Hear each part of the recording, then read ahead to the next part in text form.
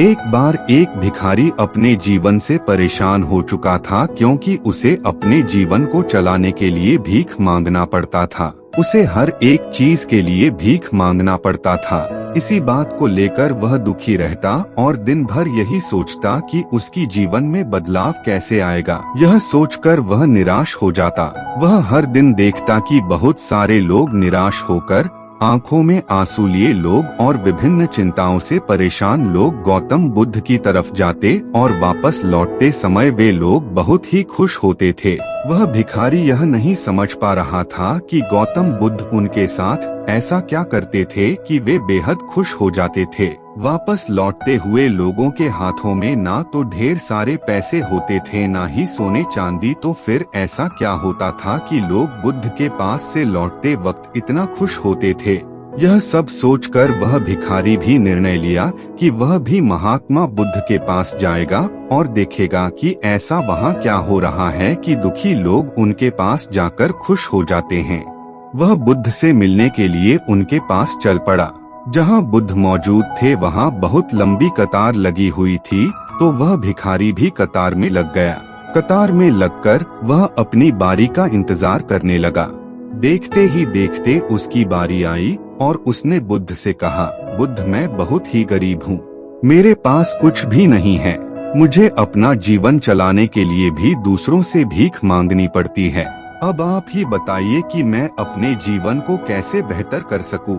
यह सब सुनकर बुद्ध ने कहा, तुम गरीब नहीं हो, तुम्हें ऐसा लगता है क्योंकि आज तक कभी तुमने किसी के लिए कुछ भी नहीं किया, ना ही तुमने कभी किसी को दान दिया, ना ही तुमने दूसरों के लिए कुछ किया। यह सब सुनकर भिखारी के मन में एक आशंका जाग उठी। अपनी आशंका को दूर करने के लिए भिखारी ने पूछा, मैं तो एक भिखारी हूँ, मैं लोगों को दान कैसे दे सकता हूँ और कैसे लोगों की सहायता कर सकता हूँ? मुझे तो खुद अपना जीवन चलाने के लिए दूसरों से मांगना पड़ता है। यह सब सुनने के बाद गौतम बुद्ध थोड़ी देर चुप रहे और फिर उसे बोले, तुम्हारे पास हाथ है जिससे तुम लोगों की सेवा में लगा सकते हो और दूसरों का भला कर सकते हो। इसके अलावा तुम्हारे पास मुंह है जिससे तुम लोगों से अच्छी अच्छी बातें कर सकते हो और दूसरों का हौसला बढ़ा सकते हो। यह सब करके भी तुम दूसरों की सहायता कर सकते हो। जरूरी नहीं कि दान सिर्फ पैसों से किया जाए।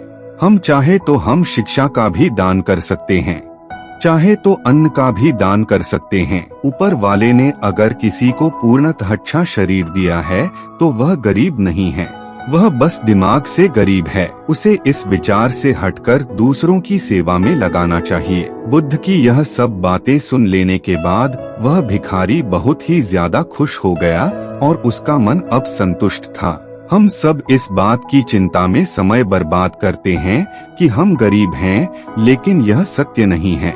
सत्य तो यह है कि जब तक हमारा शरीर पूरी तरह से बेहतर है तो हम उसका उपयोग करके आगे बढ़ सकते हैं और खुद के जीवन को बेहतर बना सकते हैं। अगर कोई व्यक्ति सिर्फ अपने गरीबी पर ध्यान दे और उसे बदलने की कोशिश ना करे तो वह मूर्ख है। इसके अलावा हमें इस कहानी से यह भी सीख मिलती है कि दान सिर्फ धन का ही नहीं, शिक्षा, भोजन, अच्छे विचार आदि का भी किया जाना जरूरी है। अगर आपके पास धन नहीं है तो आप शिक्षा का दान कर सकते हैं या फिर आप दूसरों के लिए अच्छे विचारों का भी दान कर सकते हैं। इससे समाज बेहतर होता है।